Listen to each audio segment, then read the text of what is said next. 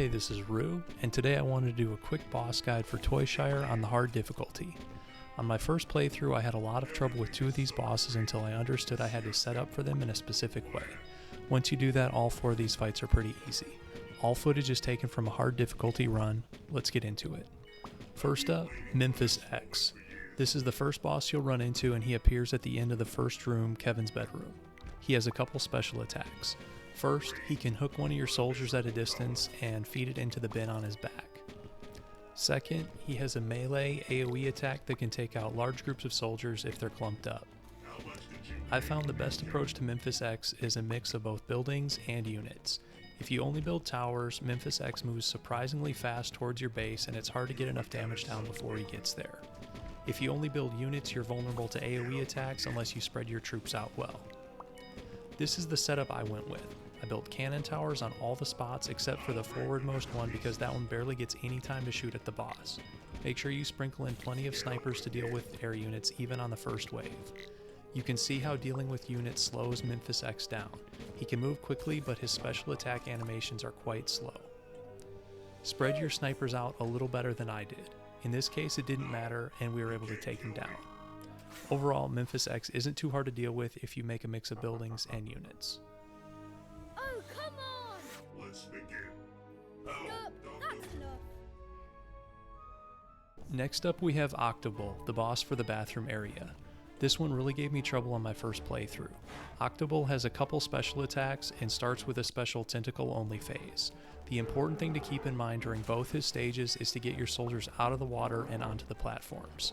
Octobull can randomly pull soldiers under and eventually he gets a special attack that can destroy every soldier in the water at the same time.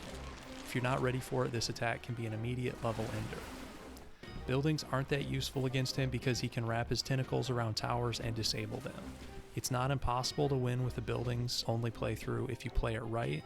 This is actually how I beat him my first time, but focusing on units is much easier. Here's what I did. Forget towers. Put all your points into a mix of snipers and rocketmen. I did around 3/4 snipers, but I don't think you have to be precise. For the first several waves, you can literally just leave these guys outside your base.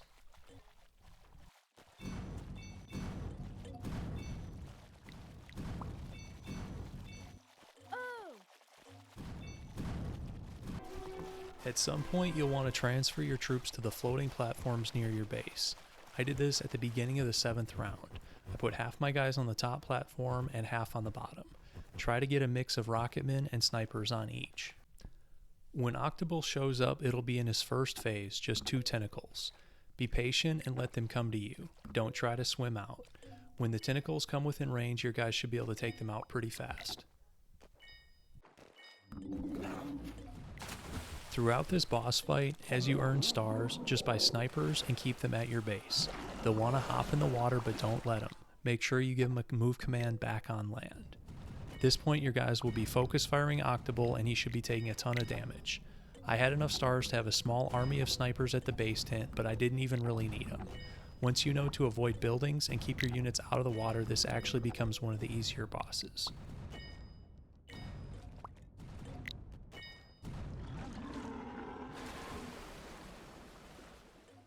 Next up we have Frostrex, the boss for the kitchen area.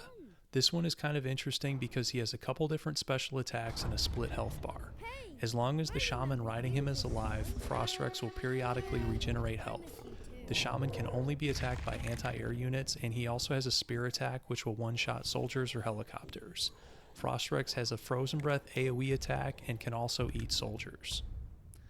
In my experience, buildings are the best way to take down Frostrex. Your priority is killing the shaman as fast as possible to stop the regen. Frostrex is slow and has a fairly long way to go, so there's a lot of time for your buildings to pile on the damage. This level is a bit finicky since you get dinosaur spammed and they can soak up a lot of damage. Here's my exact build order.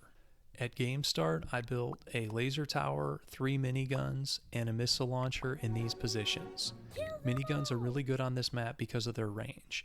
The tower positions are set back away, so short-range towers only really work well in one spot, where I put the laser. At the start of round 2, I put a minigun in the spot closest to our base. At the start of round 3, I put a cannon in the spot closest to the enemy base, across from our missile launcher. This might be better as a minigun or mortar, but I did a cannon. This round ends up being closer than I'd like, but we managed to squeak it out.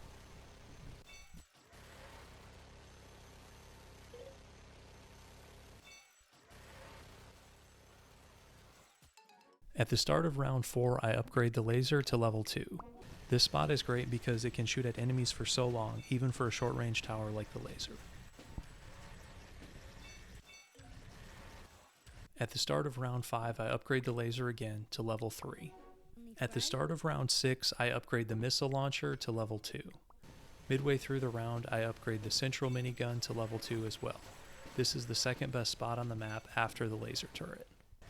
Since we spent our points mid-round, we don't have anything left at the start of round 7. However, we should get enough stars this round to upgrade the missile launcher to level 3. We want to kill the shaman fast, which means we need anti-air. Near the end of the wave, we're also going to upgrade the central minigun to level 3. When Frostrex finally shows up, our level 3 missile launcher should take out most of his health.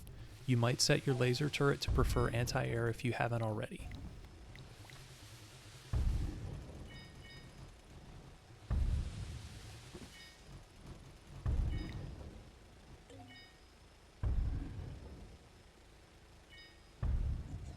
In this case, the shaman gets just one heal off before dying.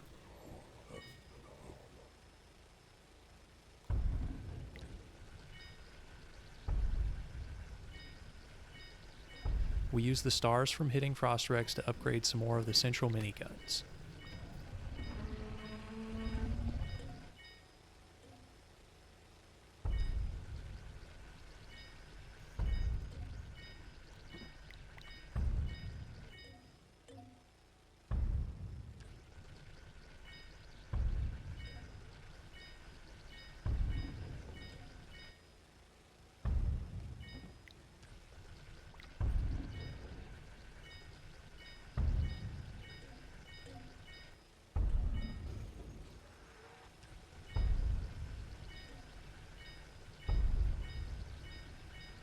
Between all our level 3 turrets, Frostrex doesn't stand a chance and we knock him out with room to spare. I think it's time to blow your head off. Here you go. That brings us to the Swarm, the boss for the backyard and the final boss of the game. In my first playthrough, the Swarm gave me the most trouble. Its hit point pool is massive and it moves out of the range of your towers fairly quickly. The Swarm has 2 stages with different special attacks. In the first stage, the Swarm can huddle up and send individual units of bees at you. These can be dangerous to your air units and hard to shoot down since they're mostly immune to bullets. Make sure you have good missile coverage. In the second stage, the Swarm gets a pistol attack which can one-shot a unit, as well as an AoE attack that can hit clumped ground units. I don't think it's possible to beat the Swarm with just buildings. I tried a bunch of times and just couldn't get it to work. The game suggests that missile launchers are the way to beat the Swarm, but that's only partially true. The actual best way to beat the Swarm is with helicopter spam. I built 2 missile launchers in central positions. These are to take out bees, which are the only units that really pose a threat to your helicopters. I upgraded the forward missile launcher to level 2 during one of the earlier levels to help take out bees. Throughout the waves, make sure you keep your helicopters far enough back that bees can't make it to them. You can keep the helicopters fairly close to your base and still be able to take out most of the enemies. You can probably afford to lose 1 or 2 helicopters, but if you lose more than that, I would restart the level. By the end of Wave 7, you should have around 11 or 12 helicopters. When the Swarm shows up, let your forward missile launcher take care of the first phase. I upgraded mine to level 3 here. You don't want the helicopters to get too close because in this phase, the Swarm can send individual bees at you which can one-shot your helicopters. I do lose 1 chopper here, but it's not the end of the world. As you earn stars, you'll want to upgrade the second missile launcher and buy more helicopters. Show your power like it is your last one.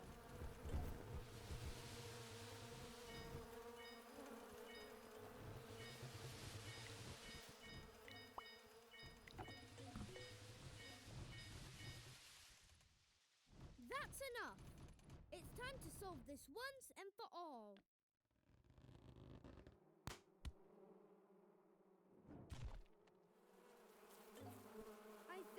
Once you finish Phase 1, the Swarm will come back in a slightly different form. This one can turn into a pistol and one-shot a single unit, but we have so many units and we're making more that this isn't a big problem.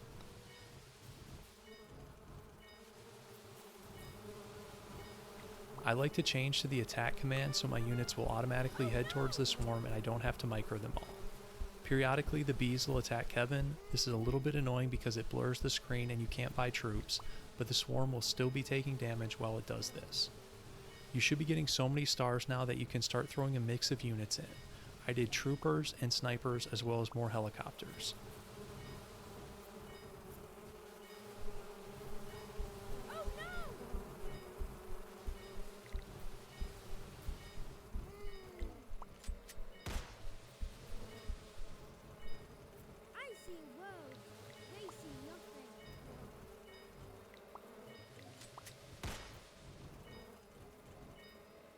Eventually the firepower is just too much and Kevin will take care of things personally.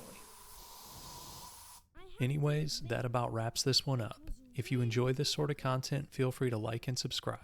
Thanks so much for watching, and I'll see you in the next one.